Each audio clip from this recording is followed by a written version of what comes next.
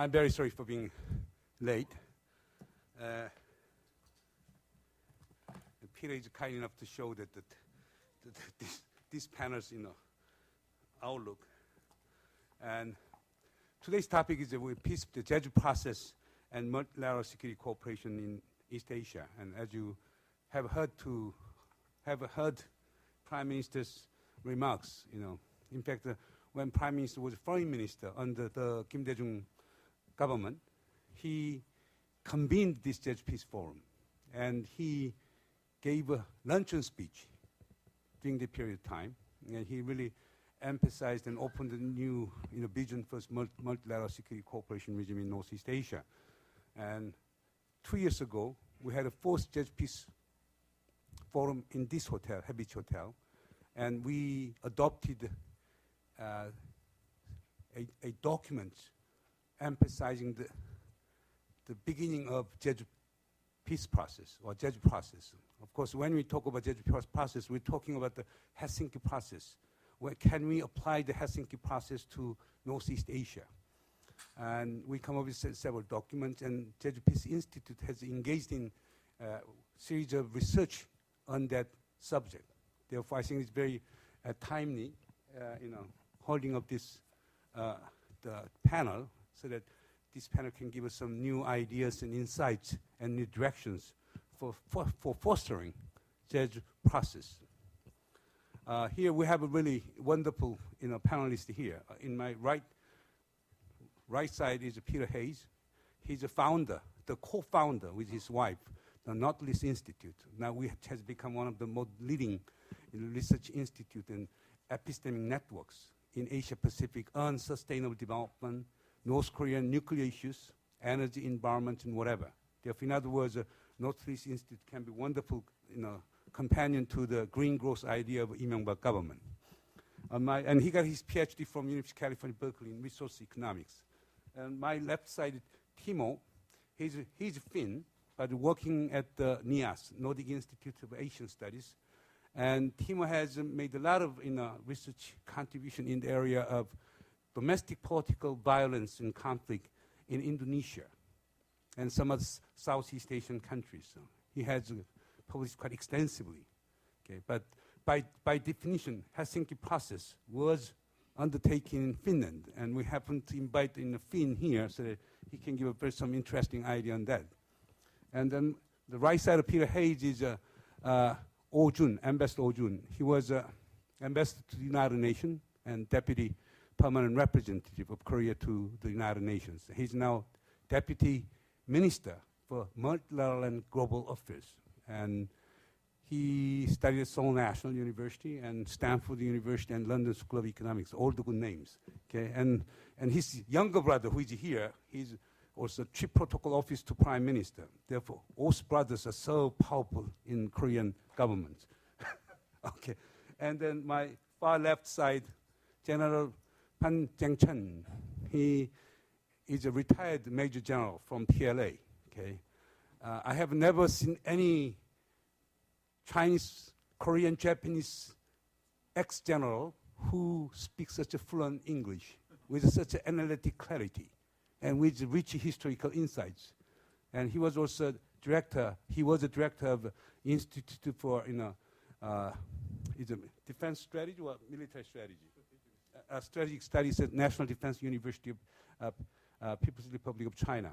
And I would say that, and he's also the vice chairman of Chinese Foundation for International Relations. And I would say that General Pan is most, not one of, but the most respected so-called retired military general with a very strong scholarly background.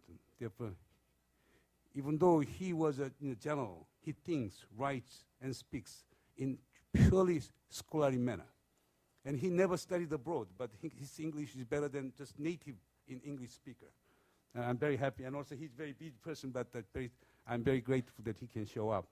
And also, Faf's right side is very un-Confucian. It's anti-Confucian seat arrangement. Two most senior people are sitting in the marginal areas. You got to understand that one nowadays, Confucian teachings are often being forgotten in this. Ambassador Tanino was a minister to Japanese embassy in Seoul, and then he was a Japanese ambassador to India, and he was an ambassador to China. And he is one of the closest friends and advisor of former Prime Minister Fukuda. Okay, I understand he came from the Gunmaken, and also he got his bachelor from Faculty of Law of University of Tokyo. Therefore, likewise, we have a really outstanding policymakers and scholars. Therefore, it is very lucky for us to have such a persons. But since Ambassador Tanino and the General Pan are being situated in the far left and right, okay, it would be fair for me to start with Ambassador Tanino, and then we'll come back to General Pan, and Timo and Peter, you'll have you'll be very low ranking in terms of priority, and also in terms of overall moderation of the session, I will give 7 minutes each, so that we can have more discussions. Okay, 5 to 7 minutes. Okay, I know that. And then we'll have just open debates. Okay, it's just what you call the Davos style, and I happen to be an attendee of the Davos Forum for the past 2 years. Therefore, I hope you understand that one. And I know that General Pan wrote about the 7 pages, single space, but it won't be easy for you to digest in 5 to 7 minutes. But since you're expert and you're professional, okay, voila, Ambassador Tanino.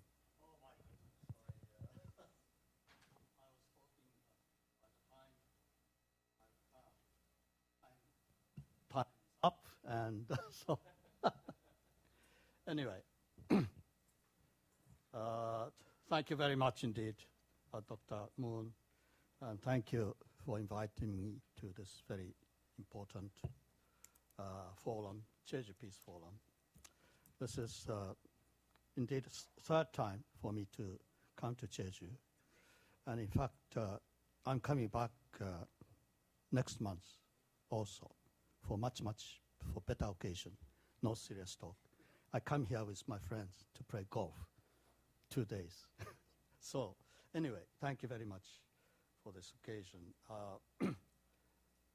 5 minutes, give me 10 minutes. Just of my presentation is, you have this small booklet, page, I think it was 70, the outline of my presentation. I'm not a scholar, so whatever I'm going to talk is not analytical, far from that, not in a systematic way, but pardon me in advance.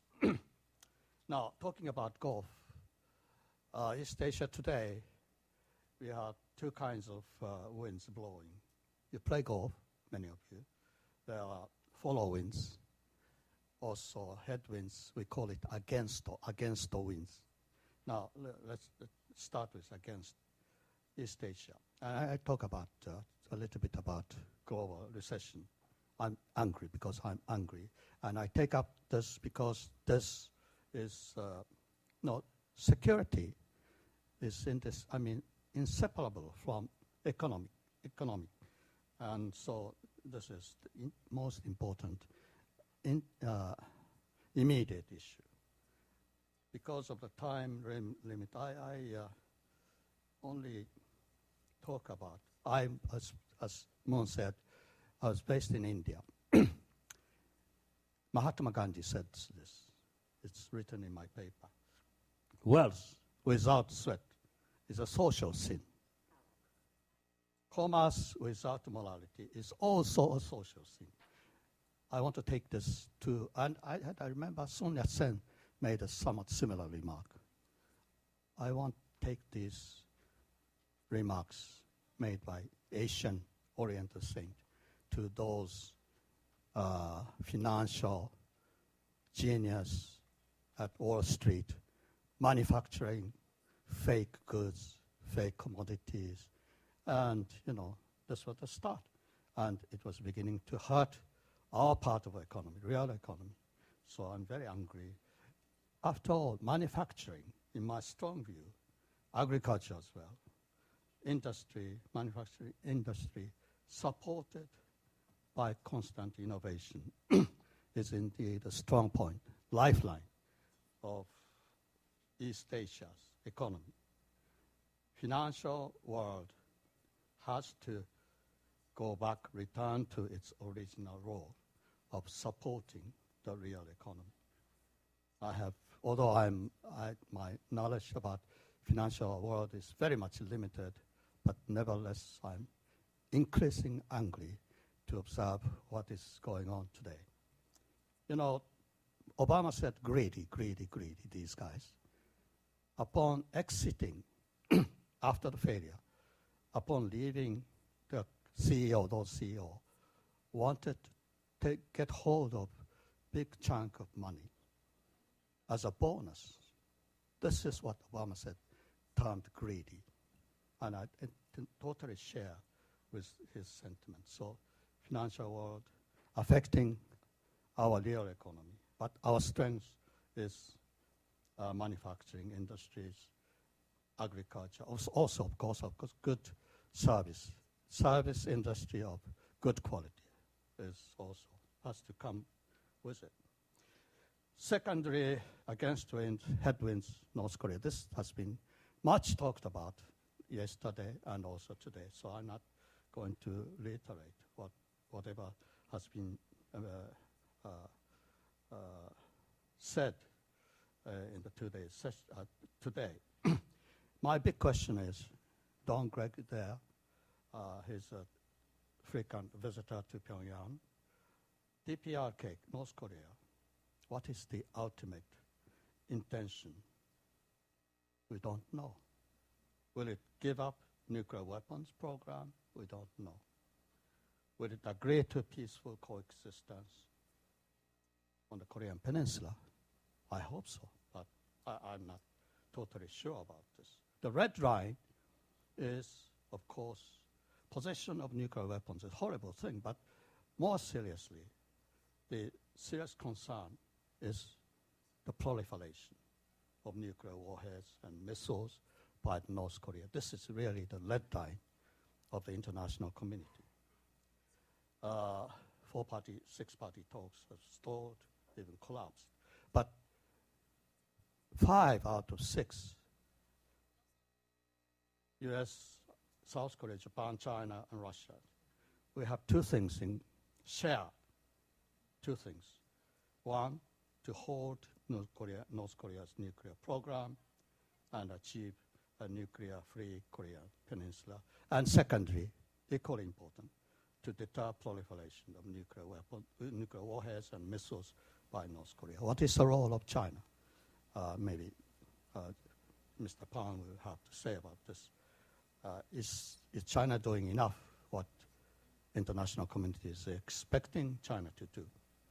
I think they are doing, addressing this seriously, but again, because of time, I won't. Obama's important statement, elimination of this horrible nuclear weapons. This was welcomed big way in Japan, and this has to do with this North Korea's nuclear weapons. And Dr. Haynes, he's talking about this extended deterrence and so on and so forth. What is the relation between the notion of extended deterrence of nuclear weapons and Obama's mentioning ultimate elimination of nuclear weapons? He has much to say about this. Thirdly, China's rapid increase of military modernization. What is the problem to the rest of the Asian countries? It's a lack of transparency. Perhaps whatever public figure released by Chinese government, perhaps international observers, experts view that perhaps twice as much or even 3 times as much is a reality. If that is so, already China is the second largest military power in the world. China, it seems to maintain its main strategic direction is east to the open sea. There's a famous story, but this was made at Congress, U.S. Congress. PLA's top-class naval official remark to Admiral Keating, he's in command of U.S. force in the Pacific. He said, this PLA top official said, why don't we, China and the U.S., reach an agreement, you and I. You take Hawaii East, America. We will take Hawaii West. We will share information, and we will save you all the trouble of deploying your naval forces west of Hawaii. This immediately led to my memory of treaty we signed in the year of 1978. The treaty's name is Peace and Friendship Treaty between Japan and China. Main pillar, cause, is anti-hegemony clause. We, China and Japan, is not going to seek hegemony in Asian Pacific. It immediately led me to think this famous, important treaty. Finally, against wind, headwind, Japan is not shining anymore. I'm very much worried about the present situation. Japanese politics, confused, economic downside is but coupled with that, it seems ungovernability of the whole Japanese political system. We are going to have the general election towards the end of this month. That's why Prime Minister Fukuda was not able to come to Jeju. August 30th, what will happen? Most probably, unless something unexpected happens, the power will go from LDP to Democratic Party of Japan. My apprehension is that thus we will be able to come up with the kind of two-party, strong-party system contending each other in a healthy way. I hope so, but at the same time, I have some apprehension. But look at the other part of the Asia, South Korea, change of the guard from one party to another, Taiwan, look at Australia, look at India, elsewhere. LDP has been long at center. So I welcome the change, but some strong apprehension I have.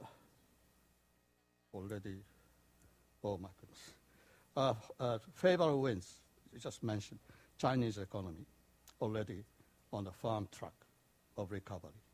So it's a matter of welcome, providing support for the region's economies to pick up. China, Taiwan moving towards constructive and mutually beneficial relations. This is also a matter of welcome. This is a favorable wind when we think about peace and stability in our part of the world. Better constructive relations between China and Taiwan. Ships, aircraft moving actively. My hunch is that Kimpo Airport, not Incheon. Haneda Airport, not Narita. Hongqiao, downtown airport in Shanghai, not Pudong, which takes more than 1 hour. And what else? Taiwan, Taoyuan, not Taoyuan Airport, but Songshan, right in very close to the center of the city. And Beijing, this airline connections, more active in and going of human people, commodities. This will be a big plus factor for the regional economy. Closer utilization of closer airport among the four or five countries. Finally, Taiwan, this is something which was not talked about at all today, or even yesterday. But I have a firm belief Taiwan is indeed indispensable, should be, and is an indispensable member of East Asian, future East Asian Economic Community. He's a big player, big role to play. He's a big investor to South Korea, trade transaction between Japan and Taiwan, between mainland Taiwan. You can't simply set aside such a big economic entity like Taiwan when we talk about the future of East Asian Economic Community. North Korea, I'm here to learn about it, so I want to say, finally, very finally, revisiting, I say, the concept of comprehensive security. I think Dr. What is his name? Timo Kimimak, his paper touches briefly upon this. To ensure national security, mere accumulation, missile, warheads, bombers, long missiles, tanks, that alone can't ensure the real security of any state. What is equally important is the national unity. And Dr. Timo says social and economic development, where or not is there a rule of law or democracy. Importantly, democracy includes good rule of democratic transfer of the government, occasional transfer. So these are very strong elements to ensure our national security. I say again, missile, nuclear weapons alone can't ensure the future security of any nation. And this is Timo-san's paper touches upon this. Japan-Archeo relations, no, I have not. But anyway, we are the pillars. Japan, South Korea, China, as I said in my question this afternoon, morning, we are the prime movers, drivers to push ahead towards the creation of East Asian economy comes first, economic community. China, Japan, South Korea are the three major pillars. And we have a lot to do more to move towards that goal. Thank you very much. I used 50 minutes. Apologize. Presentation. I think you raised a lot of, provocative issues here, and we can discuss that one, even if we delay attending dinner hosted by the governor of Jeju provincial government. We can have further discussions. That's the advantage of being a convener of Jeju Peace Forum. So me being a convener. Anyhow, General Pan.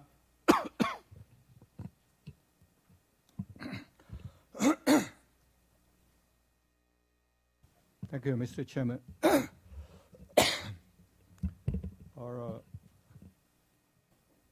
First of all, I want to say my thanks to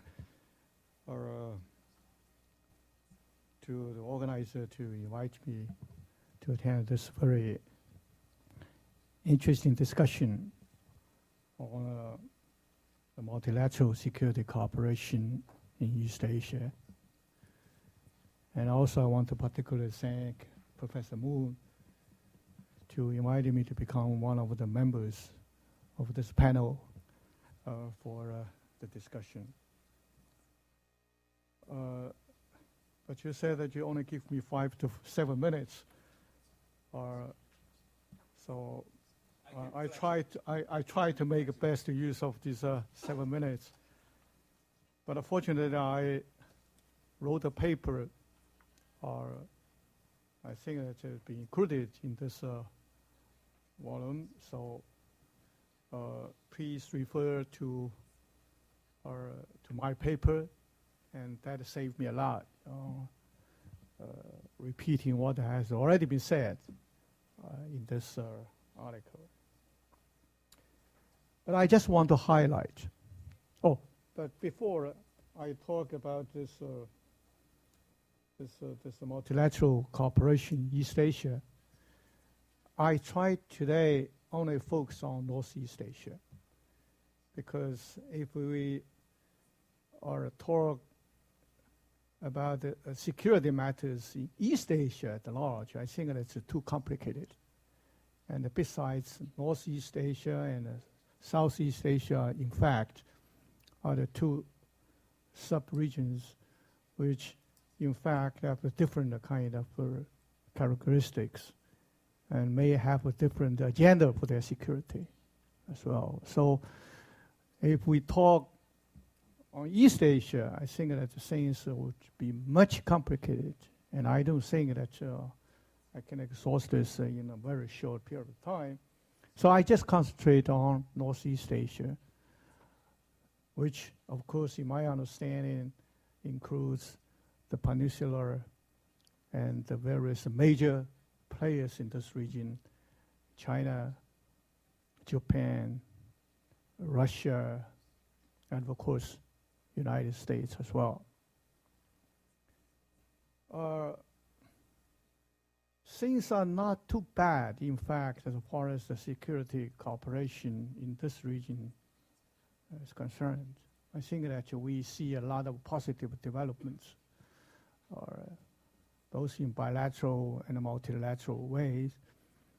We see, in fact, that each nation, they demonstrate an ample kind of political will to work together to address their common problems, which in fact increasingly challenging the security interests of all the nations. And all of these nations seem to understand that no nation, even as powerful as the United States, can single-handedly address these problems. So work together is something that will be a must, whether you like it or not, or whether you still have suspicions in each other or not. These countries must work together. I think that this is a kind of a reality and provide a very important and positive kind of political basis for the cooperation. However, I think that in order to enhance cooperation on the right track, I think that all the nations seem also to be aware that we need a new vision. There is no lack of forums for cooperation in this region. There is no lack of agenda or topics to be discussed on these forums, including Jeju Peace Forum. But what I would like to argue is, provided we have a new vision for cooperation, we are not able to solve major problems if we still be burdened by a Cold War mentality. If we are still burdened by ideological biases, if we are still burdened by a concept that state-to-state relations is just kind of a game of zero-sum nature. One country's rise would be inevitably the loss of the other. So if you still continue to maintain this kind of concept, I think that will be most unfortunate, because you are not going very far in our cooperation. To be quite blunt, that my former speaker from Japan, with my full respect, seems to be indicative of this kind of Cold War mentality. he mentioned about, I don't know where he got a kind of code from a top Navy commander from the POA to indicate that China has a hegemonic ambition to dominate this region with the United States. I cannot imagine that any POA officer could say that. So if you quote this as your basis for the argument for the future problems of security in this region, you set up a false kind of starting point. You poison the atmosphere for cooperation or mutual better understanding. So I think this is most unfortunate that people, and I would say particularly many people in Japan, seem now to be at a loss. As our previous speaker said, now no more shining, and seem to be at a loss viewing the rise of so-called the rise of China. So how to deal with a monster? Economic, yes, they like the money of China, but they don't like the expansion of influence of China in this region. So this is a problem. But I don't like that we would talk about the security cooperation in that light. And China could also pose a lot of things to point a finger to this country and the other. Now let me cite North Korea again. Of course, North Korea should be punished for its wrongdoings. And because of its position, six-party talks now has been deadlocked.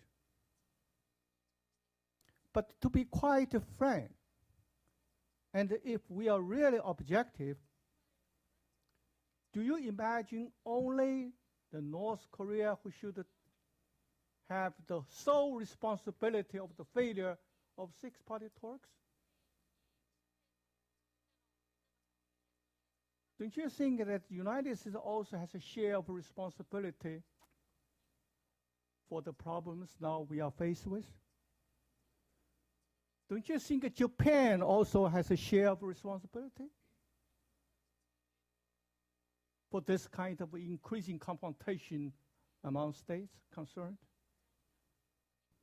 I do not want to go into details, but if we are going to the debate, I'll be happy to participate in this. But to make a long story short, as the Chinese government always emphasized, that in order to solve the nuclear issue in the peninsula,